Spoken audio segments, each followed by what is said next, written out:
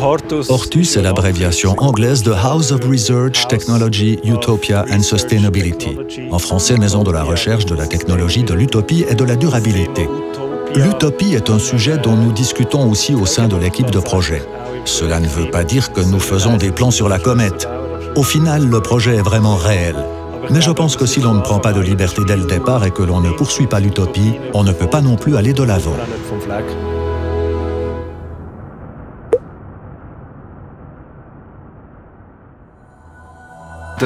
C'est un campus. Ici, on ne connaît même pas encore les utilisateurs. Il faut anticiper ce qui pourrait arriver. C'est l'axe principal de notre entreprise. Cela rejoint une fois encore la collaboration entre les locataires qui vont habiter ici, le maître d'ouvrage et le planificateur. Et là, il nous faut encore un filtre, non? Quiconque a construit un bâtiment le sait. On a une idée, mais on n'arrive pas à la définir clairement. Et lorsque le bâtiment est achevé, on se dit « ce n'est pas exactement ce que j'avais imaginé ». Il arrive encore trop souvent que le maître d'ouvrage doive faire des concessions par rapport à son idée initiale.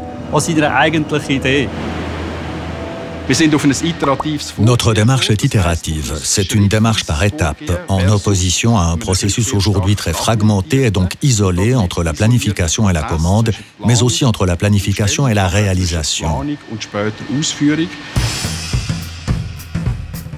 Nous avons conçu une approche en 6 étapes.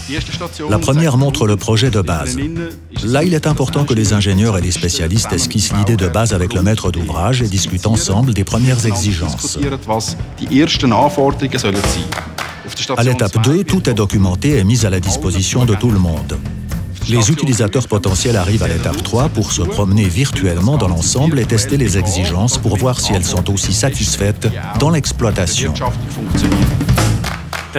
L'utilisateur ne s'exprime pas du tout comme le planificateur et le maître d'ouvrage. Avec la réalité virtuelle, on peut les réunir dans une pièce où ils parlent un même langage, d'où des échanges beaucoup plus efficaces. Ainsi, chacun comprend les besoins de l'autre.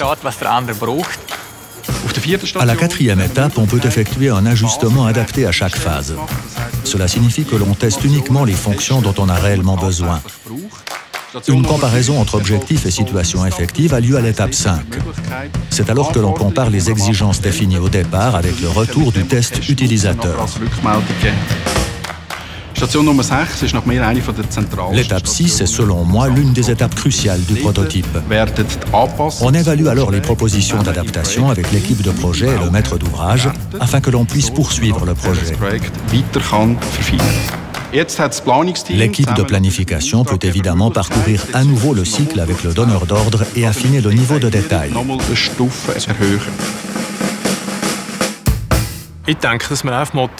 Je pense qu'il faut simplement écouter et essayer de comprendre une autre langue.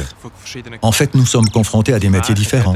Chaque métier possède son propre jargon et pour le comprendre, il faut de la bonne volonté. Il n'est pas évident de réunir tout le monde autour d'une table. Le groupe de discussion nous a donné une bonne opportunité de le faire.